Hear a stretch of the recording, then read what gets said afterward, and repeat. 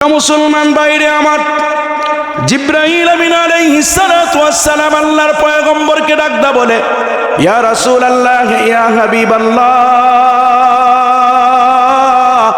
ওগো নবীজি, আপনি যে দেখছেন অন্ধকার হয়ে গেছে, আপনি যে দেখছেন কালো হয়ে গেছে, নবীজি আমি আসমানের মধ্যে গিয়ে আমাকে যে আল্লাহ পাক 600 ডানা দিয়েছে, কয়শত ডানা? 600 ডানা দিয়েছে। ওই 600 ডানা থেকে কেবলমাত্র শুধুমাত্র একটি ডানা আমি জমিনের মধ্যে দিয়েছি। একটি ডানা দিয়া আমার আল্লাহ তামাম জগৎটাকে ডেকে দিয়েছে। সুবহানাল্লাহ। তাহলে রইল আরো 599টা ডানা। একটা ডানাই এই পৃথিবীর মধ্যে জায়গা হয় না। এই জিব্রাইল আমিন আলাইহিস সালাতু ওয়াস সালাম আমার আল্লাহকে একদিন ডাকদা বলে, ওগো আল্লাহ, আপনি যে আপনার মুমিন বান্দা, মুমিন বান্দীদের জন্য জান্নাত বানাইছেন, এই জান্নাতটা আমার একটু দেখতে মন চায়। আল্লাহ তাআলা ডাকদা বলে, জিব্রাইল, আমি আমার বান্দা বান্দীদের জন্য জান্নাত বানাইছি, জান্নাত ভ্রমণ করবে আমার বান্দা আর বান্দীরা, তুমি কেন দেখতে চাও? জিব্রাইল আমিন আলাইহিস সালাতু ওয়াস সালাম বলে, আল্লাহ, আমরা সমস্ত ফেরেশতা মিলে আপনার গোলামি করি, আপনার ইবাদত করি, আপনার মন জয় করতে পারি নাই। জিন্নাত আপনার মন জয় করতে পারে নাই। অসংখ্য অগণিত মাখলুকাত আপনাকে ডাকে, কেউ আপনার মন জয় করতে পারে নাই। কেবলমাত্র শুধুমাত্র আপনি, মানুষ আপনার গোলামি করলে আপনার মনটা জয় হয়। সুবহানাল্লাহ। মানুষ মাত্র আপনার গোলামি করলে আপনার মনটা ভরে যায়। ওই মানুষগুলাকে আপনি জান্নাত দিবেন। জান্নাতটা কেমন বানাইছেন, কেমন দেখতে, এটা আমি দেখতে চাই। আমার আল্লাহ বলল, ঠিক আছে, যাও, তুমি জান্নাতের ভিতরে ভ্রমণ করো। মুসলমান বন্ধু,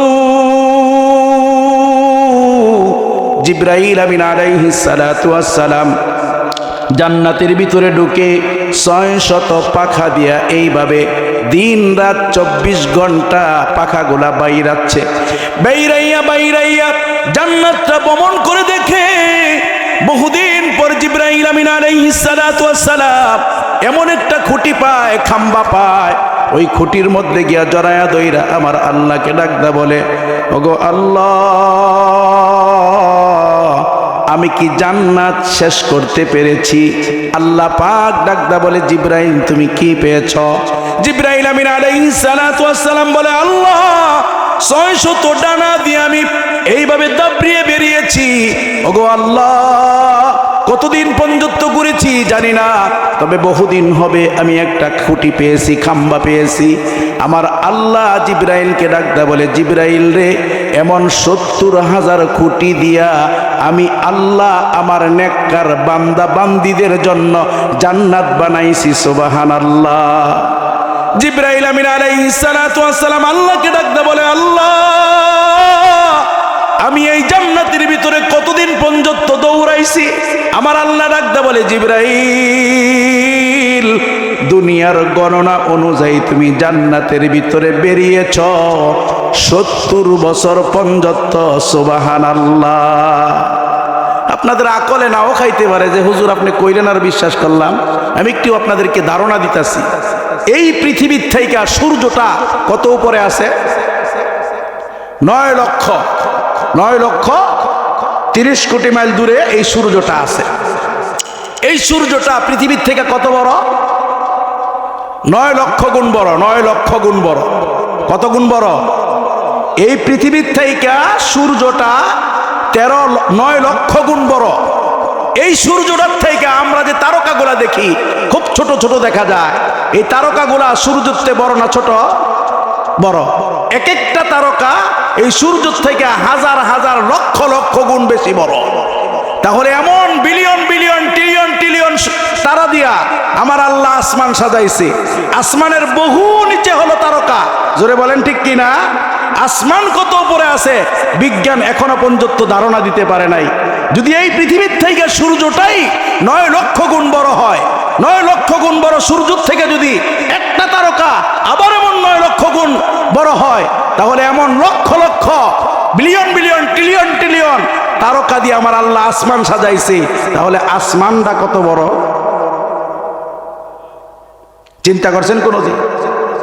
এখন আপনাদের মনের মধ্যে একটা প্রশ্ন জাগতে পারে যে হুজুর তাহলে এত বড় জান্নাত দিয়া কি করবো, জান্নাতের মধ্যে ভ্রমণ করবো কেমনে?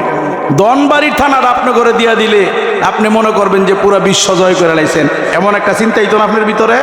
আর এত বড় জান্নাত দিয়া কি করবো? লম্বা সময় দর পাইতাম না, আর মাইকের অবস্থাও ভালো না, লম্বা কথাও বলা যাইত না। আল্লাহ বুঝার তৌফিক দান করুক। সকলে বলেন আমিন, সকলে বলেন মারহাবা, সকলে বলেন আল্লাহু আকবার। তাহলে এই যে একবার সুবহানাল্লাহ বলছেন, আমার আল্লাহ একবার সুবহানাল্লাহ বললে নবীজি হাদিসের মধ্যে বলছেন আল্লাহ পাক ওই বান্দা বান্দির জন্য জান্নাতের ভিতরে একটা গাছ লাগায়। সুবহানাল্লাহ কইতেন না? প্রিয় ভাইরে আমার, আপনাদের সম্মুখে সূরাটা তেলাওয়াত করেছি। সূরাটার নাম জানি কি? সূরাতুল ইখলাস। এই সূরার শান মান কত কিঞ্চিত আলোচনা করে আপনাদের থেকে বিদায় নেব ইনশাআল্লাহ। প্রিয় মুসলমান ভাইরে আমার, নবীজি সাল্লাল্লাহু আলাইহি ওয়াসাল্লাম মক্কাতুল মুকাররমায় কালিমার দাওয়াত দেয়, কালিমার দাওয়াত কেউ গ্রহণ করে না। আমার আল্লাহ জিবরাইল আমিন আলাইহিস সালাতু ওয়াস সালামের মাধ্যমে জানায়া দিল, ও জিবরাইল যা আমার নবীজিকে গিয়া বল মক্কাতুল মুকাররমায় আর থাকতে হবে না, উনি যেন মদিনাতুল মুনাওয়ারায় চইলা যায়। আল্লাহর পয়গম্বর মদিনাতুল মুনাওয়ারায় যায়। মদিনাতুল মুনাওয়ারায় গেলে পরে মক্কার কাফের বেঈমানেরা একটা সন্ধি চুক্তি কইরা কিছু সংখ্যক যুবককে বাউ কইরা মিলাইয়া ওই যুবকগুলাকে, মক্কার ভিতরে একজন পণ্ডিত থাকতো, তখনও উনি মুসলমান হয় নাই, ওনার নাম হলো আব্দুল্লাহ ইবনে সালাম। নাম কি? আব্দুল্লাহ ইবনে সালাম। ওই মক্কার মানুষগুলা ডাক কয় আমরা তো তাওরাত পড়তে পারি না, ইনজিল পড়তে পারি না, জাবুর পড়তে পারি না, মুহাম্মদ যেই কোরআনের দাওয়াত দেয় এটাও আমরা পড়তে পারি না। আব্দুল্লাহ ইবনে সালাম শিক্ষিত মানুষ, তোমরা সকলে মিলে আব্দুল্লাহ ইবনে সালামের কাছে যাইবা। আব্দুল্লাহ ইবনে সালামকে গিয়া বলবা এই যে মুহাম্মদ উনি মক্কাতুল মুকাররমায় নতুন ধর্মের দাওয়াত দিয়া, নতুন কথার দাওয়াত দিয়া বাবার থেকে ছেলেকে আলাদা করছে, স্বামী থেকে স্ত্রীকে আলাদা বানাইছে। ও মুসলমান, এই মক্কার দুষ্ট লোকগুলা ওদেরকে শিখাইয়া দিতেছে, গিয়া বলবা বাই থেকে বাইকে আলাদা বানাইছে। ও মুসলমান,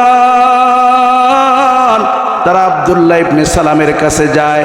সালাম গিয়া ডাকদা কয় উনি তো এই অবস্থায় কইরা এখানে আসছে, আমরা তোমার কাছে আসছি, তোমার কাছে তাওরাতের জ্ঞান আছে, ইনজিলের জ্ঞান আছে, জাবুরের জ্ঞান আছে, আমাদেরকে তুমি জানায়া দাও উনি সত্য না মিথ্যা, এটা আমরা জানবো কেমন করিয়া। আব্দুল্লাহ ইবনে সালাম যিনি শিক্ষিত মানুষ, উনি শিক্ষার দিক দিয়ে আল্লাহর পয়গম্বরকে আটকাইবার জন্য মক্কার কাফের বেঈমানগুলাকে একটা বুদ্ধি শিখায়া দেয়, একটা নাটক সাজায়া দেয়। ও মুসলমান, ওদেরকে বলে তোমরা গিয়া তোমাদের নবী মুহাম্মদ সাল্লাল্লাহু আলাইহি ওয়াসাল্লামকে বলবা উনি যে আল্লাহর দাওয়াত দেয়, আল্লাহর পরিচয়টা যেন উনি দেয়। আল্লাহর বাড়ি কই, আল্লাহর ছেলে মেয়ে কই আছে, আছে কি আছে না, আল্লাহর যদি থাকে আল্লাহর স্ত্রী কয়জন, নাউজুবিল্লাহ কইতেন না। এইভাবে ওনাদেরকে একটা প্রশ্ন শিখাইয়া আল্লাহর পয়গম্বরের কাছে পাঠায়। আল্লাহর পয়গম্বর রহমতের নবী, বরকতের নবীর কাছে যায়।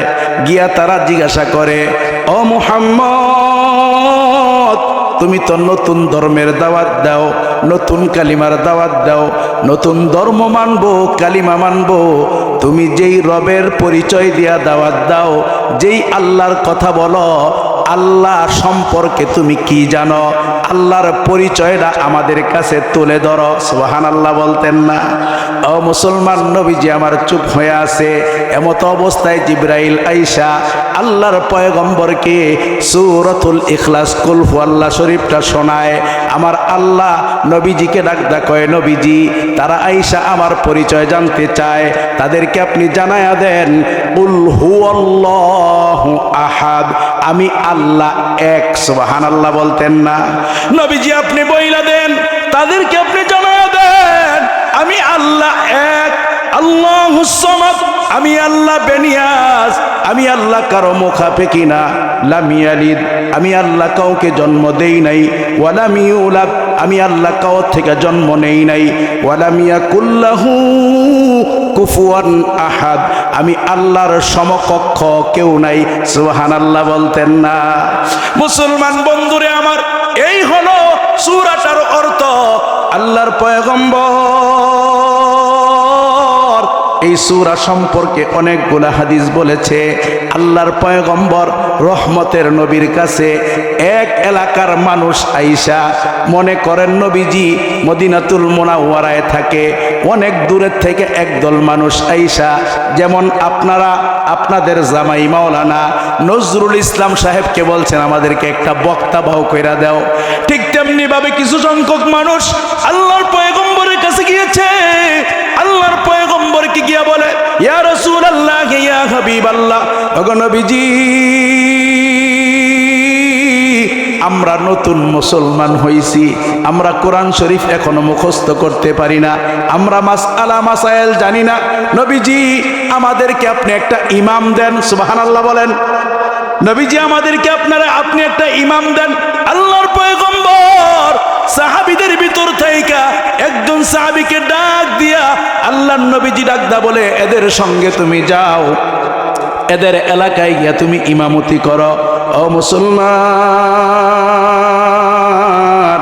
নবীজি সাল্লাল্লাহু আলাইহি ওয়াসাল্লাম ইমাম দিয়েছে।